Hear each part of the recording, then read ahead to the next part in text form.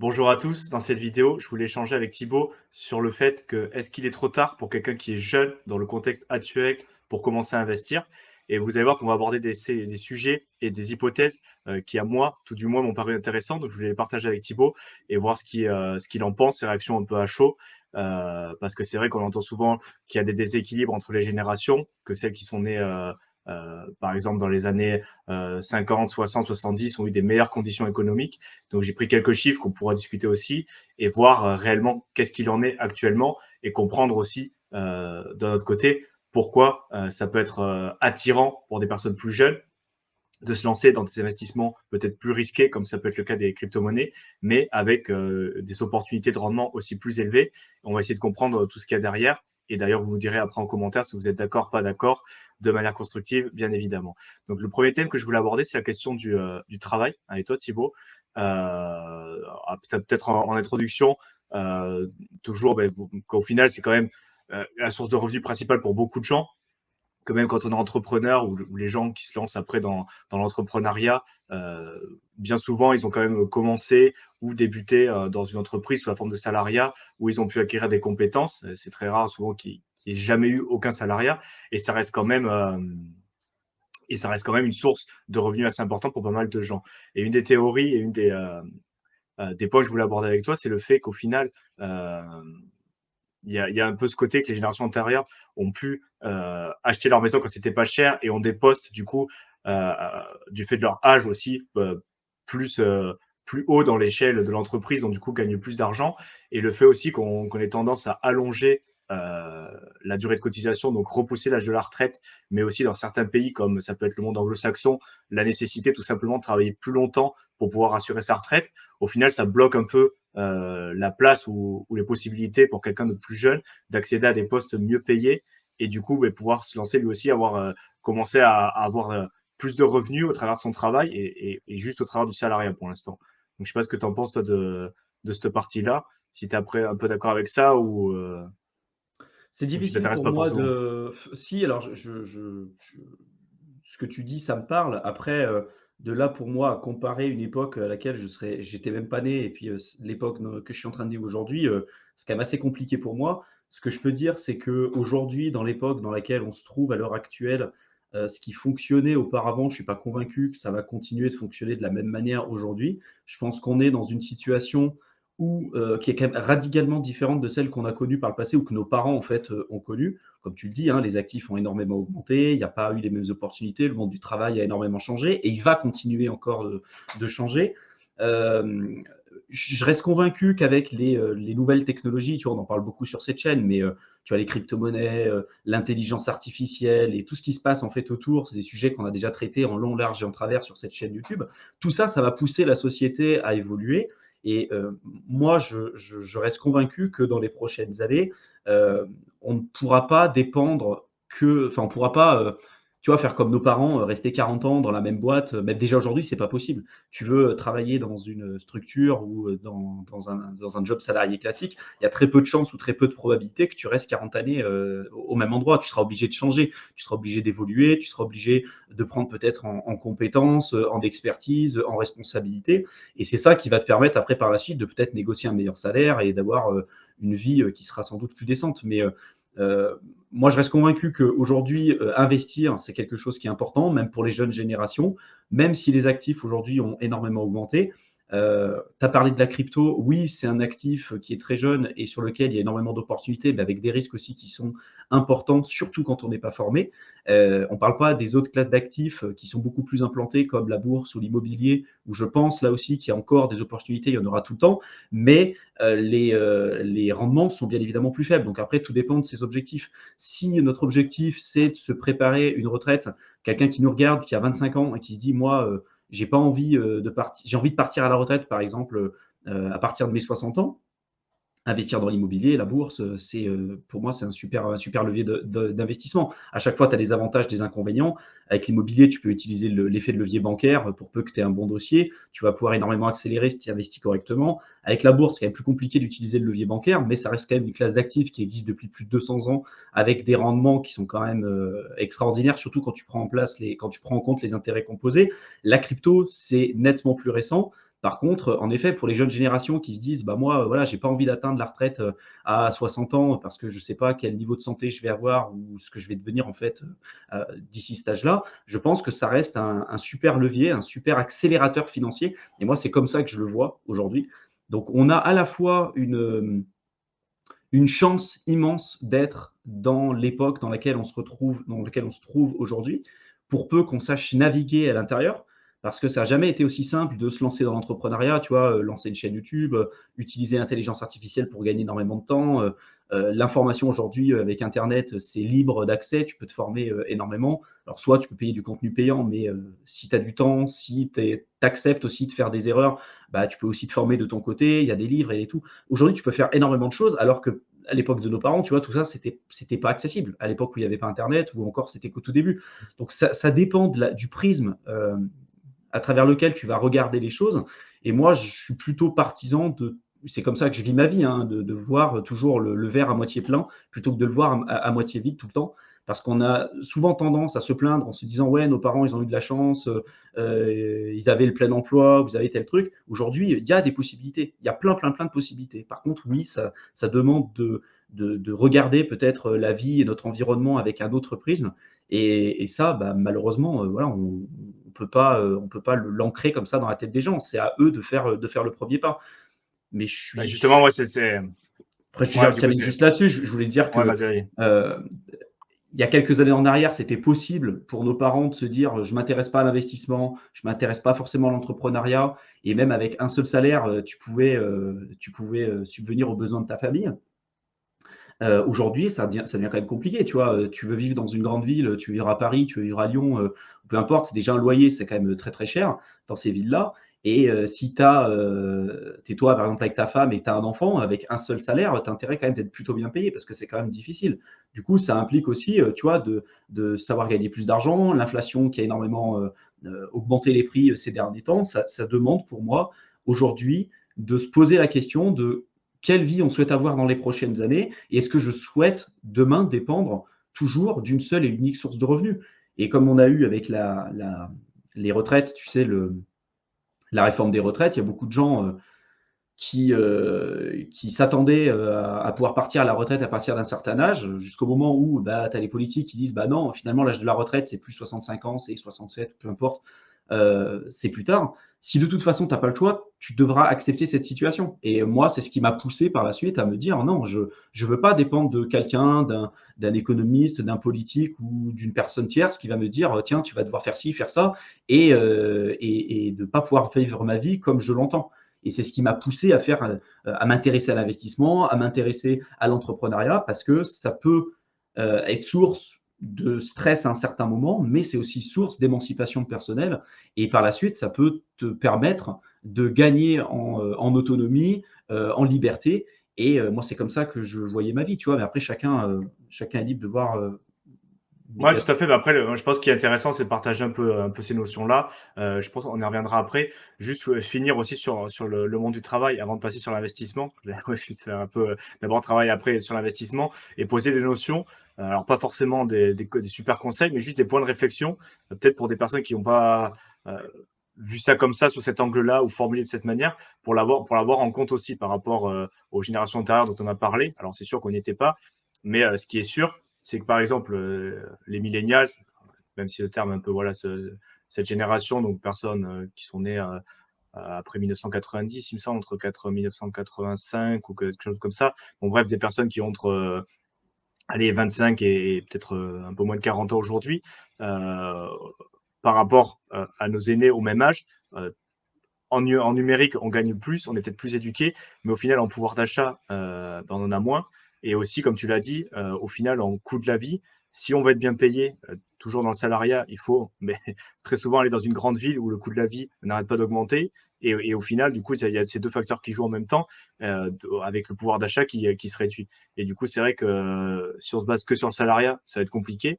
Mais c'est vrai que du coup, dans l'investissement aussi, là encore, si on fait le parallèle avec les investissements, j'avais trouvé des chiffres justement par rapport aux personnes qui étaient nées bon, un peu avant, mais qui commencent leur carrière dans les années 70. Au final, l'investissement dans les actions, si on les avait commencé au début des années 70 et qu'ils avaient continué pendant toute leur carrière, on va dire durant 40 ans, et bien au final, tu tombais pile au moment historiquement pour profiter d'un des plus gros bull market avec un rendement moyen de 11% sur les actions. Après, on part sur des données américaines, mais je pense que ça peut être assez similaire dans le reste du monde, et notamment en Europe. Alors que là, sur par exemple des personnes qui sont nées après 1980, et c'est des estimations de Vanguard, ils estiment voilà, que les personnes qui ont commencé à investir plus tard, et dans le futur, la prospection de rendement, on est plus autour de 4 à 6%. Encore une fois, c'est Vanguard, donc ils ont intérêt à ce que les gens investissent chez eux, donc ils n'ont pas intérêt non plus à donner des données qui sont trop basses, on va dire. Ils n'ont aucun intérêt à donner des données assez basses. Et l'explication pour ça, c'est tout simplement, par exemple, qu'ils disent que les coûts réglementaires vont augmenter, la licence to operate des entreprises va continuer à augmenter, plus l'inflation, et aussi la perte de pouvoir d'achat qui rejoint le premier point au final global, c'est que les générations plus jeunes auront moins de pouvoir d'achat, et du coup, ça fera baisser les rendements potentiels parce qu'il y aura moins d'achats, donc moins de résultats pour les entreprises, et donc les prospections pour le futur sont plus basses. Et donc, du coup, tout ça, ça fait au niveau des opportunités que si tu veux miser sur les actions en étant jeune actuellement, on a déjà touché du doigt, mais en gros, ça va être beaucoup plus long et tu vas devoir investir plus avec des taux d'intérêt moindres. Et du coup, ça va te prendre beaucoup plus de temps pour arriver au même résultat que quelqu'un qui a commencé d'investir en 1970 et qui n'a pas vendu et qui a conservé. Bon, bien sûr, c'est aussi assez théorique, mais c'est des éléments de discussion aussi pour voir pourquoi ça peut être attrayant pour un jeune actuellement qui se dit qu'est-ce que je fais, tu vois, je vois bien qu'il faut que je fasse quelque chose. Peut-être le salariat, ça va pas me convaincre, mais d'un autre côté, il faut que je trouve un moyen. J'ai pas forcément envie de me sacrifier pendant 40, 50 ans pour avoir une retraite moyenne, peut-être, parce qu'on ne sait pas, on sait pas du tout ce qui peut se passer, tu vois. Ou alors, est-ce que j'investis dans un actif plus risqué avec plus de rendement potentiel, mais aussi avec plus de pertes, mais ça me compense un petit peu le côté, je sais pas trop ce que je fais, mais c'est un peu le casino, plutôt que l'autre choix qui s'offre à moi, qui est tout simplement de me sacrifier dans un taf pour avoir juste assez pour vivre et peut-être une retraite à peu près convenable dans le futur, tu vois. Donc, c'est un peu pour remettre ces notions-là. Après, il y a 2 éléments sur lesquels je voulais rebondir. Déjà, c'est la notion du travail et la manière dont les jeunes générations, un peu comme nous, tu vois, voyons le travail. C'est-à-dire qu'à l'époque de nos parents, même de nos grands-parents, c'était une finalité. C'est-à-dire que tu vois, tu disais, «Ah, j'ai un emploi», tu fais ça, tu restes toute ta vie dans un emploi, alors dans une structure ou même dans une autre, mais en gros, ton travail, c'était ta vie. Les nouvelles générations, et c'est un peu le discours qu'on a en off souvent, nous 2 et puis avec d'autres amis, c'est on a vu la vie qu'ont eu nos grands-parents, nos parents, et nous, on se regarde et on se dit on veut pas de ça. C'est pas nous, notre conception de la vie, du travail, c'est pas ça. J'ai pas envie de passer, je sais pas, 12, 13 heures tous les jours à travailler, faire du 80 heures par semaine, pas pouvoir profiter en fait de mon truc. Et puis, tu vois, on a tous en tête quelqu'un dans notre famille qui a énormément travaillé, qui n'a pas pu profiter de sa retraite parce qu'il est mort peut-être trop tôt ou parce que sa santé s'est dégradée, ou tu vois. Et en fait, c'est toutes des notions qui rentrent aujourd'hui en ligne de compte avec les outils qui sont aujourd'hui à notre disposition, que ce soit avec Internet, avec YouTube, avec l'intelligence artificielle, des cryptos, tout ça, ça rentre en compte.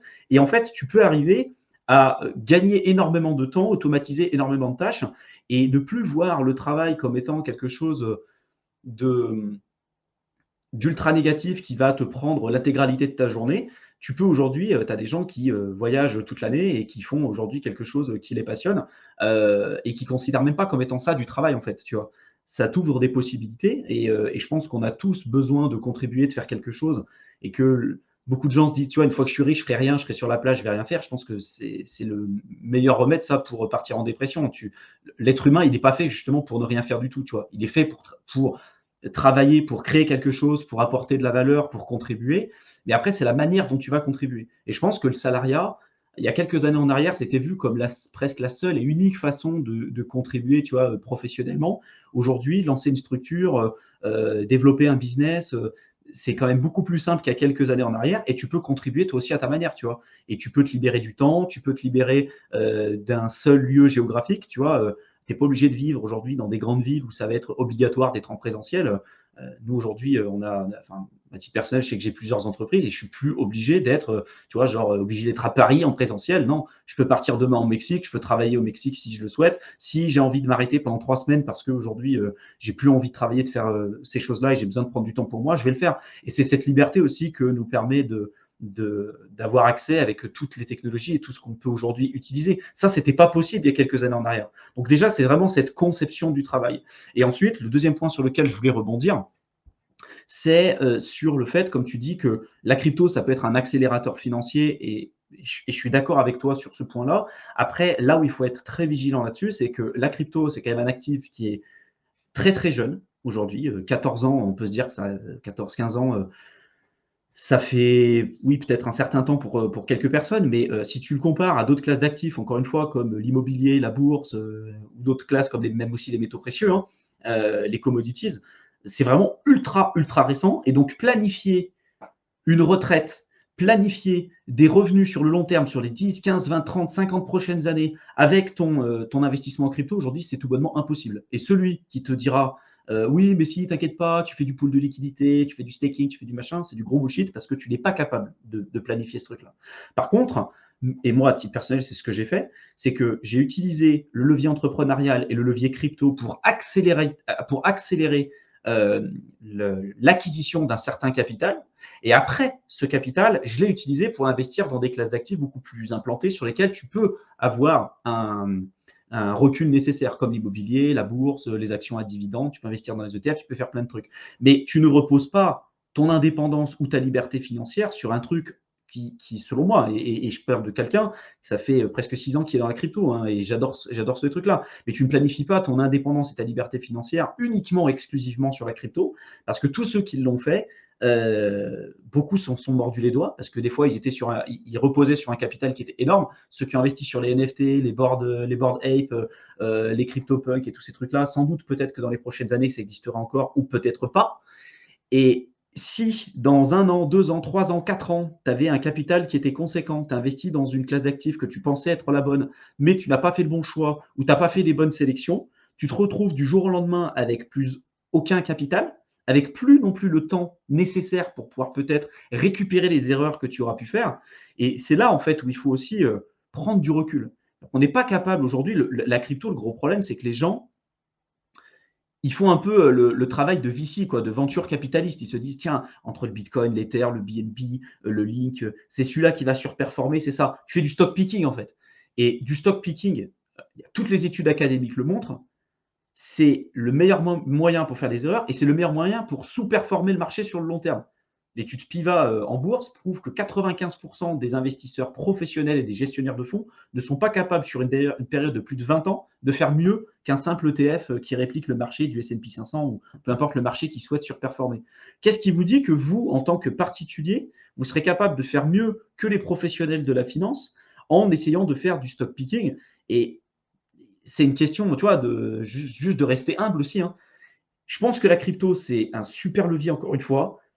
Mais attention, si vous arrivez à capitaliser et d'obtenir des fois, et de prendre du recul, de vous dire, tiens, là, je sais pas, en 2 ans, j'ai réussi à gagner 4 ans ou 5 ans de salaire d'économie de ce que j'aurais pu gagner à côté, putain, cet argent-là, ne le perdez pas. Mettez-le de côté, utilisez-le pour le mettre, je sais pas, dans la bourse, dans l'immobilier et tout. Et très peu de gens vous le diront, ça, en crypto, hein.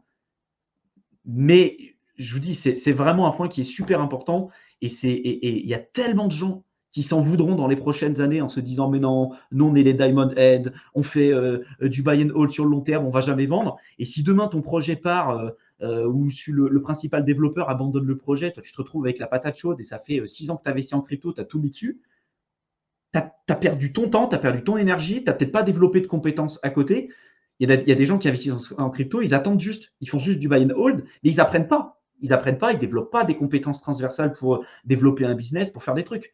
Moi, je sais que si demain je perds l'argent que j'ai en crypto, je m'en fous. Je pourrais retrouver. Déjà, je ne perdrai pas tout, parce qu'aujourd'hui, j'ai diversifié mon argent. Mais en plus de ça, je sais que je pourrais rebondir, parce que j'ai des compétences transversales. Mais tu vois, tu as beaucoup de jeunes aujourd'hui qui font tout dans la crypto et qui se disent c'est bon, c'est le moyen simple et facile pour gagner de l'argent rapidement. C'est pas vrai. Tu peux gagner de l'argent rapidement, mais jusqu'à quand? Parce que là, on en est à un stade encore qui est très jeune. Et les épisodes de halving deviennent quand même de moins en moins significatifs pour le Bitcoin. C'est quand même un catalyseur important pour la crypto.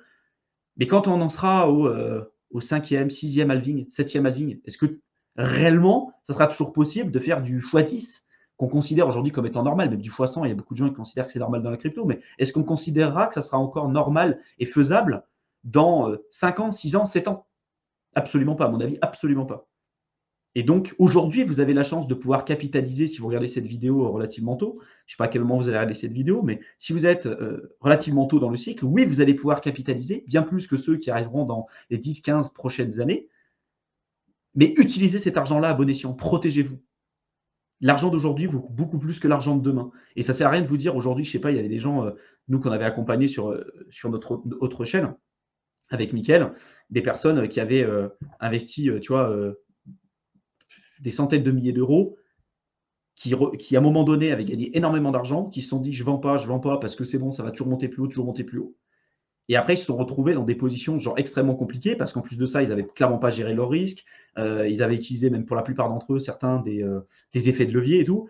Et alors qu'ils avaient gagné de l'argent à un moment donné, tu vois, cette plus-value latente qui n'avait pas validé. Et s'ils avaient utilisé cet argent-là, même le capital qu'ils avaient eu, s'ils avaient récupéré cet argent-là et qu'ils l'avaient mis dans la bourse, dans l'immobilier, ils seraient déjà libres financièrement. Mais il y a cet esprit qui se dit non, mais c'est bon, ça va être toujours.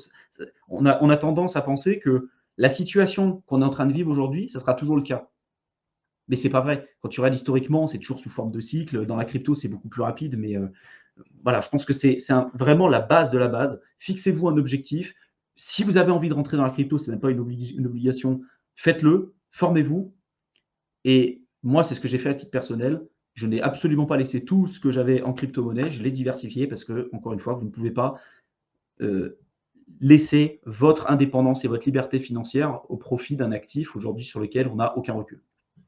Ouais, tout à fait. Après, je pense que c'est des très bons conseils, tout ça, je suis totalement d'accord. Après, pour revenir un petit peu dans la ligne de la vidéo, alors qu'il a peut-être un peu été, on est peut-être parti un peu à côté, mais c'est fait aussi pour ça, ces vidéos au final pour échanger sur d'autres thèmes. Mais je suis totalement d'accord avec Thibaut, donc c'est une super opportunité qu'il ne faut pas laisser de côté. Aussi pour regarder c'est quoi l'alternative au final, parce que c'est toujours dans le message de pas se fermer de porte. Alors, on est d'accord sur le long terme, ça va pas marcher. Par contre, si on se base aussi, et c'est pour ça un peu, on a pris entre l'enclume et le marteau en tant que personne peut-être un peu plus jeune, ou voilà, qui est dans tous les cas où la retraite potentielle est assez loin. La voie plus traditionnelle de rester dans un salariat et d'investir peut-être dans des actifs plus traditionnels, euh, en partant pas, encore une fois, on en a parlé dans plusieurs vidéos, en partant pas d'un capital important, ça va être de plus en plus compliqué.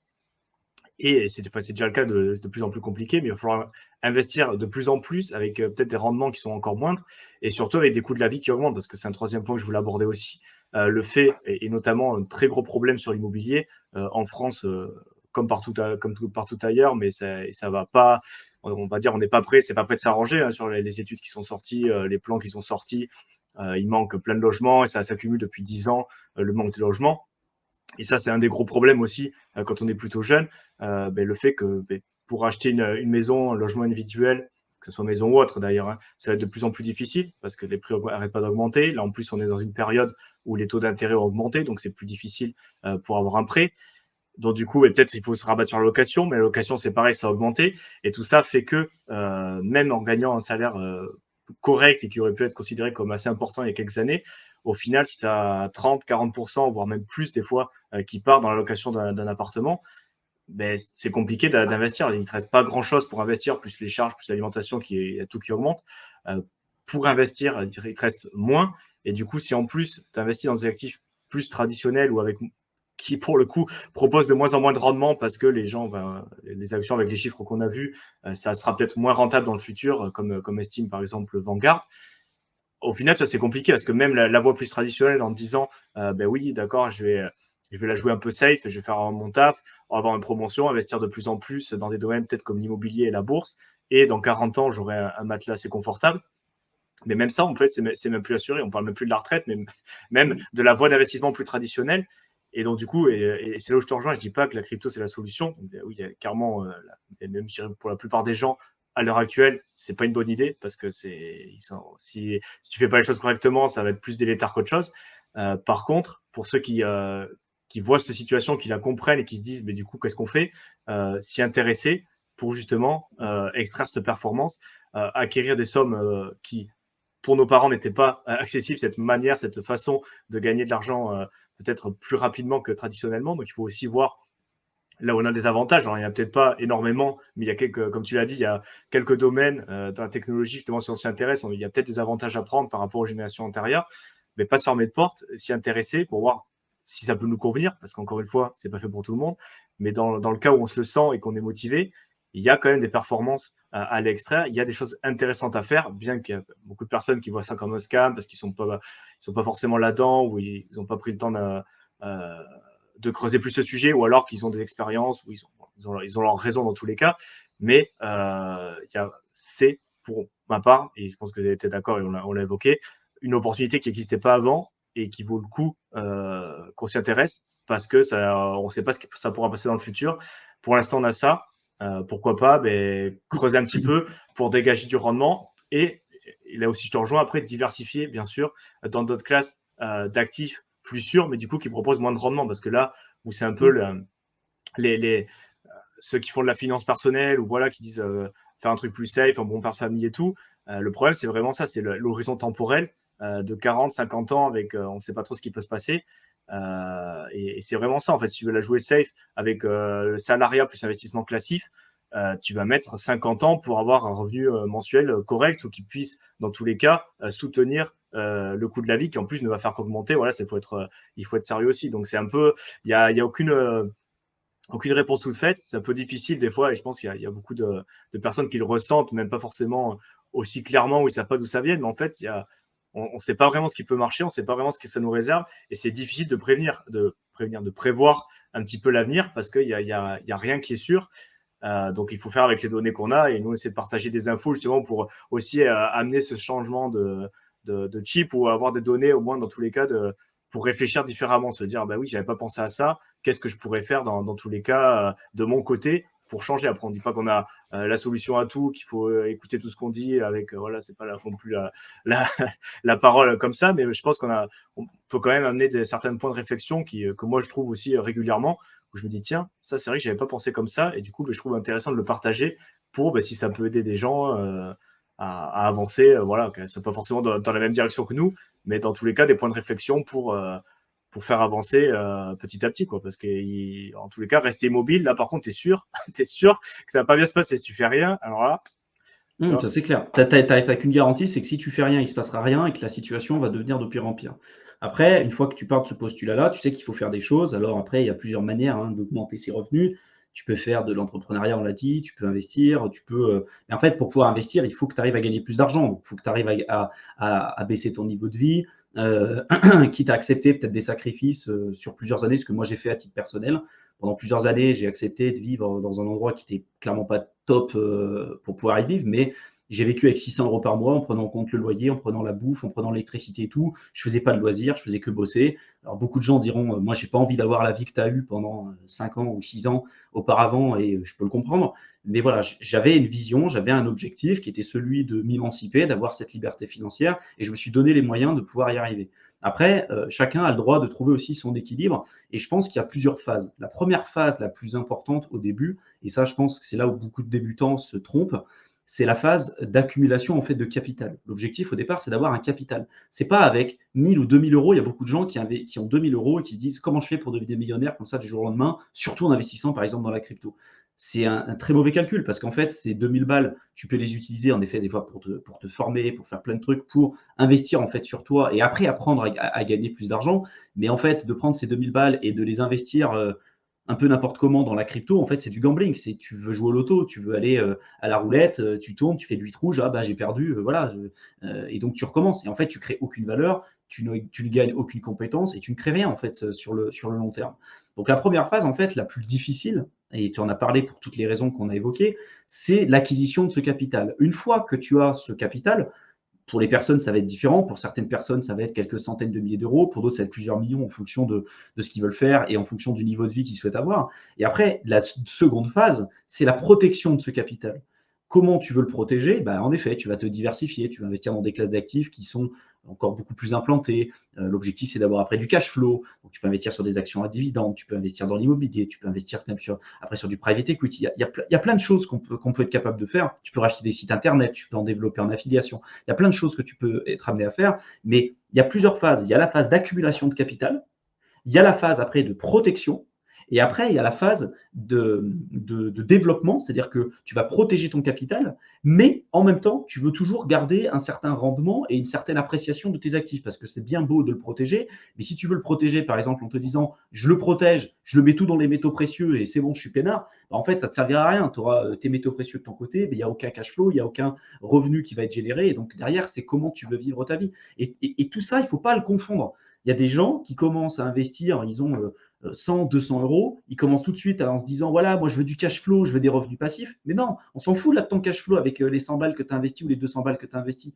C'est pas ça que tu dois rechercher aujourd'hui. Tu ne dois pas rechercher du cash flow avec 100 balles ou 200 balles que tu as déposé. Tu dois rechercher à développer ton capital. Et pour développer ton capital, déjà, il faut que tu développes tes compétences. Et pour développer tes compétences, il faut que tu te formes, il faut que tu apprennes, il faut que tu développes des compétences transversales, etc., que tu te remettes en question, que tu testes des choses. Et que si jamais ça ne se passe pas correctement, que tu saches rebondir.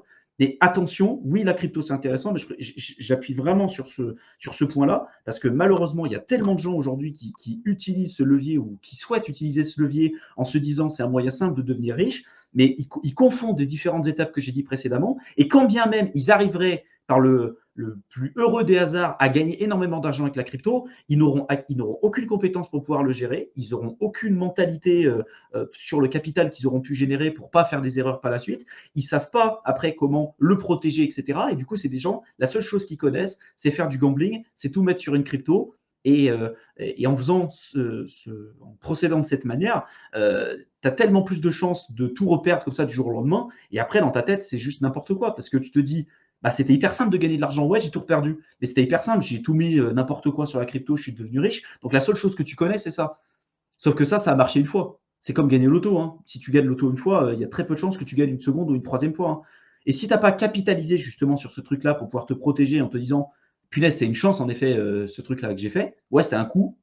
J'ai réussi à gagner. Si je ne l'ai pas protégé, pour le refaire, c'est hyper dur. Et surtout, dans ta tête, tu vas te dire, tu ne pourras pas te mettre à travailler, à développer de l'entrepreneuriat, faire d'autres trucs à côté, parce que ça implique aussi de te dire, j'accepte peut-être de travailler pendant 1 an pour gagner que dalle. Hein. Et ça, les gens, ça, ils ne comprennent pas, parce que quand tu es dans le salariat, tu te dis, tiens, je bosse 40 heures dans la semaine, je suis payé X montant d'euros à la fin du mois. Dans l'entrepreneuriat, tu peux travailler 100 heures par semaine et te payer que dalle. Hein. Et je pense que ça, c'est vraiment super important de conceptualiser ça et de le comprendre pour éviter de faire ces erreurs, parce que dans les prochaines années, il y a des gens qui regarderont par le passé l'argent qu'ils ont pu générer ou le capital qu'ils auraient pu garder entre leurs mains et de le protéger, et ce qu'ils n'auront pas fait. Ils auront perdu leur capital, ils auront perdu leur temps, qu'ils ne seront pas capables de récupérer non plus. Et après, l'énergie nécessaire pour récupérer cet argent-là, sachant que ça sera encore, comme tu l'as dit, hein, plus difficile d'y accéder parce que le coût de la vie aura augmenté, parce que les actifs auront encore augmenté, etc., etc. Il y a des gens, vraiment, ils vont s'en vouloir, quoi. Donc, voilà, je pourrais en parler encore pendant des heures. J'ai la vidéo, je pense qu'elle est trop longue, mais c'est vraiment quelque chose qui me touche, parce que j'en vois régulièrement des personnes comme ça, des personnes même proches, qui sont passées par ces différents événements que je vous ai cités, et même des gens qu'on accompagne sur l'autre chaîne YouTube, tu vois, on en a énormément, énormément. Et je pense qu'il faut vraiment que vous vous disiez, voilà, on vit une époque aujourd'hui qui est celle qu'elle est. Elle n'est pas, c'est pas la même qu'on a eu par le passé, enfin que nos parents ont eu. On a des possibilités. Il y a une chance incroyable de faire plein de choses. Il y a également pas mal d'inconvénients qu'on a, et puis il y a des notions, tu vois, comme le réchauffement climatique, tous ces trucs-là que nos grands-parents et que nos parents n'avaient pas. Mais je pense que c'est important de regarder le bon côté des choses et de se dire, voilà, maintenant, OK, oui, il y a des choses qui ne sont pas bien autour de moi, mais qu'est-ce que je peux faire quand même pour passer à l'action et pas rester dans le côté, tu vois, défaitisme fataliste total, en disant, ouais, de toute façon, il y a tout qui est foutu, on va mourir, c'est bien beau de parler d'investissement. Il y a plein de gens qui, tu vois, sur YouTube, qui me disent, ah, c'est bien beau de parler d'investissement, mais c'est quand tu parles de la biodiversité, c'est quand tu parles de ces trucs-là. Alors déjà, pour tous ceux qui disent ça, j'ai fait une école d'ingé dans l'agriculture et l'agronomie, donc c'est des notions que je connais très très bien. Et c'est pas pour autant que j'y pense pas. Simplement, à un moment donné aussi, je pense qu'il faut rester pragmatique. Et moi, je suis plutôt quelqu'un qui me dit, si je veux contribuer après, même sur des causes comme ça qui me sont chères, comme le réchauffement climatique ou d'autres trucs, tu peux y contribuer beaucoup plus si tu as une influence, si tu as un certain pouvoir, et surtout si tu as un certain capital. C'est bien beau de dire je veux sauver la planète, je veux faire des trucs, si toi, juste la seule chose que tu fais, c'est d'envoyer 3 commentaires sur YouTube. En fait, tu fais rien du tout. Donc, je suis d'accord sur toutes ces notions, et à un moment donné, je pense qu'il faut être proactif, Il faut arriver à avancer, de se dire, ouais, si je veux apporter un changement et à mon humble échelle, encore une fois, je ne suis pas Elon Musk, je ne suis pas ces gens-là, mais si je veux pouvoir apporter un certain changement, bah, il faut déjà que je puisse faire un changement dans ma vie et ça passe par l'acquisition d'un certain capital, je reste convaincu de ça, se libérer du temps et après travailler avec des gens sur qui on a envie de créer une synergie commune et peut-être développer une vision, développer une boîte, j'en sais rien, pour lutter contre le réchauffement climatique, la transition énergétique et tout. Mais si tu n'as pas de capital, tu n'as aucune compétence, tu n'as aucune personne avec qui tu peux travailler, tu n'auras aucun impact, tu n'auras rien du tout. Voilà. Tout à fait, mais moi je suis d'accord. Après, je vais pas vous refaire une conclusion encore dans ce thème-là, juste dire que je suis d'accord avec toi.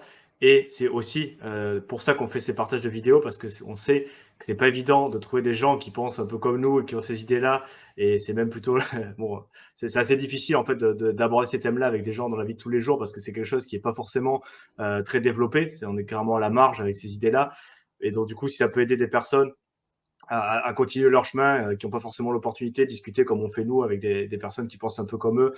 Si ça peut vous aider, c'est parfait. Donc, si ça vous plaît, ce genre de contenu qu'on continuera à faire sur nos chaînes, n'hésitez pas à vous abonner, à mettre un petit like aussi, dire ce que vous avez pensé aussi en commentaire des notions, si vous êtes d'accord, pas d'accord, encore une fois, de manière constructive.